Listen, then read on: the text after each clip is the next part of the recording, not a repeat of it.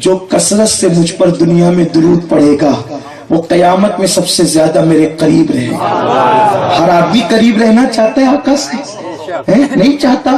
अरे पीर साहब आ जाए तो आदमी सोचता है कि करीब मैं रहूं, करीब मैं रहूं, इसीलिए लोग कड़ा बना लेते हैं कि इसी बहाने मैं करीब रहूंगा, दूसरों को न जाने दूं। लेकिन ये फिक्र भी गलत है कि दूसरों को न जाने दूं, क्योंकि पीर सबके लिए, वली सबके लिए, नबी सबके लिए है। इसलिए जब कोई आए बुजुर्ग सबको मौका दिया करो। एक दूसरे पे सबकत आपकी अकीदत है, लेकिन सबको मौका दो। इसलिए कि दरिया किसी की जागीर नहीं होती, जैसे दरिया किसी की जागीर नहीं होती वैसे पीर किसी की जागीर नहीं होता, वैसे औलिया अल्लाह के मज़ारात किसी की जागीर नहीं होते, वैसे नबी पाक की ज़ात, अहले बैत अतार सहाबा किराम किसी की जागीर नहीं होते, बल्कि हम उनकी जागीर है। वो हमारी क्या जागीर हो सकते हैं? हम उनके गुलाम हैं, इसलिए हम उनकी जागीर है। हम पर उनका इख्तियार है। हम कौन होते हैं उनको जागीर बनाने वाले? इसलिए लोगों, हर आदमी चाहता है कि मैं बुजुर्गों से करीब रहूं। आका ने नुस्खा बता दिया। कल मैदान महशर करोड़ों की भीड़ होगी, अरबों खरबों की भीड़ होगी, और उस भीड़ में पता है कौन कौन होगा? बिलाल जैसे, सुहैब रूमी जैसे, ओवैसे करनी जैसे, गौसुल आजम जैसे, गरीब नवाज जैसे, मखदूम सन्ना जैसे, शाह बरकतुल्लाह जैसे, शाह वजीउद्दीन गुजराती जैसे, आला हजरत इमाम अहमद रजा जैसे, हुजूर मुफ्ती आजम जैसे, इतने बड़े बड़े शाह रिश्कुल्लाह शाह बाबा रहमतुल्लाहि ताला अलैह जैसे, अल्लाहु अकबर, इतने बड़े बड़े बुजुर्ग सब होंगे। अब बताओ उनमें अपना नंबर कहां लगेगा? उनमें अपना नंबर कहां लगेगा? जब हुजूर की सवारी आ रही होगी तो हर आदमी सोचेगा काश कि मैं करीब होता। हुजूर ने फरमाया मेरे उम्मती परेशान न हो, एक नुस्खा बता देता हूं, करते रहना, जितना ज्यादा करेगा उतना ज्यादा करीब बुला लूंगा। आका फरमाते जो दुनिया में जितना कसरत से मुझ पे दुरूद पड़ेगा वो क़यामत में उतना ज्यादा मुझसे करीब रहेगा। करीब रहने का कितना बड़ा नुस्खा हुजूर ने बता दिया। अरे यहाँ कोई करीब रखे न रखे, बड़ी माजरत के साथ यहाँ जो लोग बैठे ऐसे नहीं है, हमारे सुन्नी बुजुर्ग ऐसे नहीं है, लेकिन आजकल क्या हो गया? करीब रखकर होने के लिए माल चाहिए। आजकल गरीबों को कौन करीब करता है? क्यों? कौन करीब? गरीबों को करीब? गरीबों के पसीने से तो बदबू आती है लोगों को, और मालदार का पसीना कितना भी कड़वा रहेगा तो उसके पसीने से बदबू नहीं आती। नोट चाहिए तो कुर्बत मिलेगी। सब जगह ऐसे ही हो रहा है। सियासत में भी यही हो गया, मजहब में भी यही हो गया। आप मालदार हैं तो आप अच्छे हैं, आप पैसा देते हैं तो अच्छे हैं। अक्सर अब दिलों पर नजर न रहती, अब जेबों पर नजर रहती है।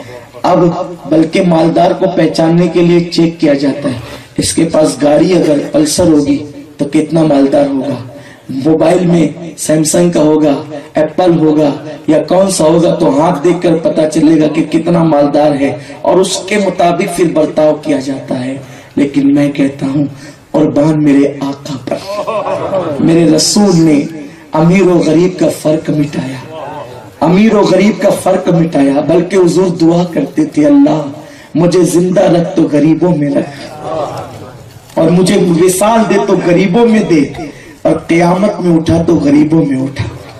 गरीबों से इतना प्यार किया, हाय हाय, अपने हिस्से का लुकमा गरीबों को खिलाया, अपनी बकरियों का दूध दोकर गरीबों को पिलाया। मेरे आका ने इतना प्यार दिया और फरमाया कि अमीरों से 500 साल पहले गरीब जन्नत में जाएंगे। मेरे रसूल ने गरीबों का कितना ख्याल किया, और आकाए करीम ने ये नहीं फरमाया जो कसरत से हज करेगा वो क़यामत में मुझसे ज्यादा करीब रहेगा, वरना अल्लाह अकबर बड़े बड़े मालदार डींगे मारते कि तातानिया का गरीब देहाती मुसलमान तो एक बार भी पूरी जिंदगी में हज को न गया, मैं तो हर साल जा रहा हूँ और टूर से जा रहा हूँ और 2-2 महीने तक वहां रहता हूँ। तो गरीब कहता हाय हाय या रसूल अल्लाह, सबने मालदारों को चुना तो आपने भी गरीब व अमीर में फर्क कर दिया। अल्लाह अकबर। मेरे रसूल मेरे आका जानते थे हज हर उम्मती न कर सकेगा। आका ने यह भी नहीं कहा जो ज़कात कसरत से देगा वो क़यामत के दिन ज्यादा मेरे قریب ہوگا. حضور نے اتنا آسان اتنا آسان اتنا آسان اتنا آسان عمل بتا دیا, بلکہ اللہ اکبر میرے نبی پہ کروڑوں درود و سلام ہو. میرے آقا نے یہ بھی نہیں کہا کہ جو کثرت سے قرآن پڑھے گا وہ میرے قریب ہوگا. حالانکہ یہ سب میرے رسول کی قربت کی نشانیاں ہیں, لیکن عالم کہتے ہیں کہ ہم قرآن زیادہ پڑھیں گے تو جاہلوں سے قریب ہو جائیں گے. وہ حافظ کہتے ہیں ہم اچھا قرآن پڑھیں گے تو زیادہ, حالانکہ یہ بھی قریب ہونے کا عمل ہے. حضور نے اتنا آسان کر دیا قریب ہونا. مجھ پہ درود پڑھتے جاؤ قریب ہوتے جاؤ. ارے اتنا آسان عمل ہے کہ 2 سال کا بچہ جس نے ابھی بولنا شروع کیا ہے وہ بھی میرے آقا پہ درود پڑھ سکتا ہے. آقا نے کتنا آسان عمل بتایا. کیوں؟ حضور تم پر آسانی چاہتے ہیں تو لوگوں شراب کی طرف نہ جاؤ. یہ شراب ہلاک اور برباد کرنے والا عمل. شب برات میں شرابی کی بخشش نہیں ہوتی. توبہ کر لو, میرا اللہ معاف کرنے کے لیے تیار ہے. میرا رب معاف کرنے والا, اس نے وعدہ کیا ہے. شب برات دی ہی اس لیے, بلکہ برات کا معنی ہوتا ہے آزاد کرنے. آزادی کی رات ہے. لوگ یوم آزادی مناتے ہیں, ہم شب آزادی مناتے ہیں. یوم آزادی میں ملک آزاد ہوتے ہیں, شب آزادی میں بندے جہنم سے آزاد ہوتے ہیں. اس لیے آؤ اللہ کی بارگاہ میں. اور زندگی کا کوئی بھروسہ نہیں, بلکہ شب برات میں توبہ کر لیا کرو. کیوں؟ اسی رات لکھی جاتی ہے اس سال کتنے مرنے والے ہیں, اس سال کتنے مرنے والے ہیں. اعمال نامہ جو دفتر ہوتا ہے سال بھر کا اسی دن بند ہوتا ہے اور اسی صبح سے شروع ہوتا ہے. تو توبہ کر لو. فائدہ کیا ہوگا؟ سب سے آخری میں ہمارا عمل لکھے گا توبہ. سب سے اخیر میں اپنا عمل ہوگا توبہ, اور سب سے پہلا عمل رجسٹر میں ہوگا توبہ. جس کی ابتدا توبہ سے ہو اور جس کے عمل کی انتہا توبہ سے ہو, کریم اس کو نہ معاف کرے گا تو کس کو معاف کرے گا. اس لیے اس شب برات کھیل کود کر نہیں گزارنا. لوگ سمجھتے ہیں شب برات جاگنے کی رات ہے. جاگنے کی رات ہے, اس لیے وہ رات کو جو ہے وہ کبھی ٹی وی دیکھنے بیٹھیں گے, کبھی موبائل پہ گیم کھیلنے بیٹھیں گے, کبھی دوستوں کے ساتھ بات چیت کرنے بیٹھیں گے. میں تو کہتا ہوں کہ شیطان اس دن انسانوں کی شکل میں آ کے تم کو باتوں میں لگاتا ہے. اتنا قیمتی وقت ہے, چھوڑو سب کو. اس رات بیوی بچے دوست احباب کوئی نہیں, اس رات صرف اللہ ہی اللہ. خوب کثرت سے توبہ کرو, خوب کثرت سے درود پڑھو. ٹارگٹ بنا لو, کم سے کم 1 پارہ تو پڑھوں گا, 1000 مرتبہ درود پڑھوں گا, اتنی رکعتیں نفل پڑھوں گا. یہ سب قبرستان جاؤں گا. قبرستان شب برات حضور کیوں گئے؟ اللہ کے حبیب صلی اللہ علیہ وسلم اس رات قبرستان کیوں گئے؟ اس لیے تاکہ ہم بھی جائیں. اور جب ہم قبرستان جائیں تو چونا لگانے قبروں کو نہ جائیں, پینٹنگ کرنے نہ جائیں. قبرستان جانے کا مطلب یہ ہے کہ وہاں بیٹھیں اور بیٹھ کر کے تھوڑی دیر سوچیں کہ یہ میرا باپ تھا, اس نے تجارت کی, اچھا کیا برا کیا, نرم گدوں پہ سویا چٹائی پہ سویا, جو کچھ کیا, لیکن ایک دن گھر چھوڑ کر اس کو یہاں آنا پڑا. اور جب موت آ گئی تو کوئی اس کو روک نہ سکا, تو مجھے بھی یہاں ایک دن آنا ہے. تو جب یہ سوچو گے کہ ایک دن آنا ہے تو خود بخود آنکھ سے آنسو آئیں گے. ورنہ ہنستے کھلکھلاتے قبرستان کے ایک گیٹ سے داخل ہوئے, دوسرے گیٹ سے نکل گئے. کچھ تو اتنے کم نصیب ہے کہ جو قبرستان شب برات میں بھی نہیں جاتے. پتہ ہے قبرستان جانے کے فوائد؟ ایک تو دل نرم ہوتا ہے, دوسرا میرے آقا فرماتے صلی اللہ علیہ وسلم کہ جس قبرستان میں تمہارے رشتہ دار رہتے ہیں, جب تم قبرستان آتے ہو تو وہ تمہارے قدموں کی آہٹ بھی سنتے ہیں, اور جتنی دیر تم ان کے سرہانے بیٹھتے ہو وہ خوشی محسوس کرتے ہیں کہ آج کوئی ہم سے ملنے تو آیا. میرے آقا نے شب برات میں قبرستان جا کر بتایا کہ عید کے دن تو تم زندوں سے ملتے ہو, اور شب برات اپنے مردوں سے بھی مل لیا کرو, ان کو فراموش نہ کرو. باپ کے سرہانے جا کے بیٹھو, باپ دعا دے گا. ماں کے سرہانے جا کے بیٹھو, ماں دعا دے گی. اور یاد رکھنا, اگر قبر ختم ہو جائے, آپ کو ہڈی بھی نہ ملے, تو یہ نہ سمجھنا کہ مٹی میں مل گیا, اپنی نظر کا قصور ہے. اگر وہ مومن تھا وہ قبر میں زندہ ہے, क्यों जिंदा है? क्योंकि आका फरमाते कब्रिस्तान जब तुम जाते हो तो तुम्हारे कदमों की आहट सुनता है। भाई कदमों की आहट कौन सुनेगा? जो जिंदा होगा वही तो सुनेगा। बल्कि मोमिन तो मोमिन है, काफिर भी जिंदा रहता है कब्र में। आप कहेंगे ये कैसे बात हुई? मैंने कहा बिल्कुल इसलिए कि काफिर पर अजाब कयामत तक होना है, काफिर पर अजाब कयामत तक होना है। तो मुर्दे पे अजाब दे के फायदा क्या है? अगर मुर्दे पर अजाब होगा, मुर्दा करके अजाब होगा, अरे जिसको बेहोश करके कोड़े मारो उसको असर नहीं होता, तो मरने के बाद अगर अजाब होगा मौत की हालत में, तो फिर लोग तो कहेंगे बहुत अच्छी है कि जिंदगी में जो चाहो करो, और मुर्दे जिस्म पे अजाब होता है। तो जब कब्र में डाला जाता है काफिर को या मोमिन को, तो अल्लाह ताला उसकी रूह उसके जिस्म में लौटा देता है। क्यों? मोमिन को जन्नत के मजे लेने के लिए और काफिर को अजाब भुगतने के लिए। तो जब काफिर जिंदा है लेकिन हमारी आंखों का कसूर है कि वो नजर नहीं आता, तो नादानों मरने के बाद जब अजाब भुगतने के लिए काफिर जिंदा है, तो मोमिन का क्या कसूर है कि वो मरकर मिट्टी में मिल जाए। अलबत्ता कभी वो नजर आता है, कभी नजर नहीं आता, कभी हमें हड्डियां नजर आती है, हमारी आजमाइश है। लेकिन हम जानते हैं क्योंकि आका ने फरमाया कब्रिस्तान जाओ तो सलाम करो, और किस तरह करो? अस्सलाम वालेकुम या अहलल कबूर, ए कब्र वालों तुम पर सलाम हो। क्या कहा मेरे आका की हदीस है? अस्सलाम वालेकुम या अहलल कबूर, ए कब्र वालों तुम पे सलाम हो। अरे या कहकर जब आम मुर्दों को सलाम कर सकते हैं, तो या कहकर या नबी सलाम अलैका नहीं पढ़ सकते? ये कहां का फलसफा लगा कि हुजूर को या मत कहो क्योंकि वो तो मदीने में है। अरे तेरा बाप कब्र में है, तेरा दादा कब्र में है, तेरी माँ कब्र में है, और वो कौन लोग हैं? क्या हुजूर के बराबर नेक है? अस्तगफिरुल्लाह। सहाबा के बराबर नेक है, वलियों के बराबर नेक है। अरे बाप ने तो नमाजें भी छोड़ी, फिर भी वो तेरी आवाज सुन रहा है, तो नमाज लाने वाला मुस्तफा क्यों नहीं सुन सकता?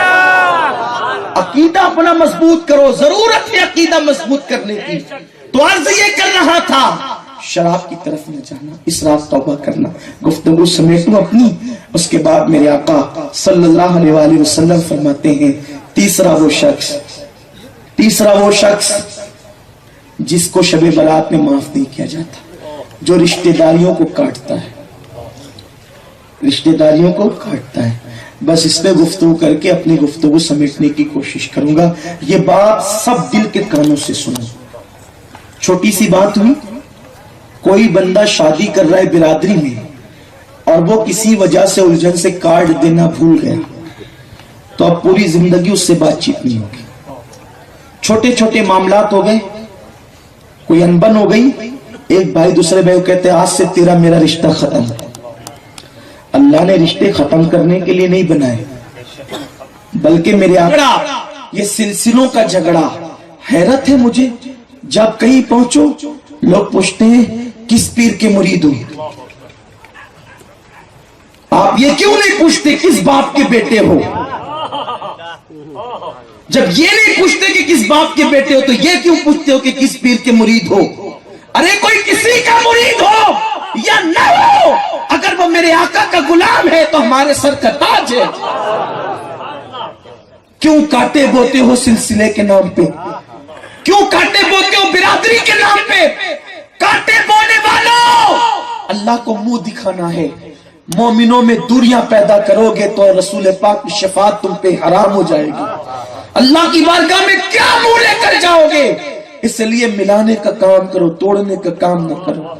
कादरी हो, चिश्ती हो, नक्शबंदी हो, सरवर्दी हो, रजवी हो, अशरफी हो, बरकाती हो, मदारी हो, तैगी हो, कोई हो, अगर वो मेरे आका से सच्ची अकीदत रखता है, अपना है, अपना है वो। इसलिए कि हुजूर का जो हो गया अपना हो गया। देखो एक आसान सी बात यूं समझो, अगर हमारा बाप कहते बेटे ये मेरा बेटा है, और वो बेटा ना हो लेकिन सर पे हाथ रखते आप कहेंगे यार मेरे बाप ने अपनाया था, मैं क्यों दूर करूं? यही ना?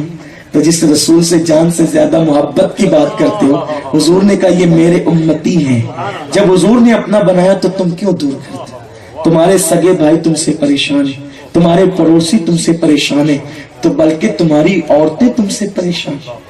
मियाँ बीवी में तलखियां हैं, ऐसा घर घर इख्तिलाफ है, शौहर घर में आता है, बीवी से सीधी बात नहीं करता, उसको मारता है, पीटता है, सालन नमक सालन में ज्यादा हो जाए तो मारता है, और मिर्च ज्यादा हो जाए तो मारता है।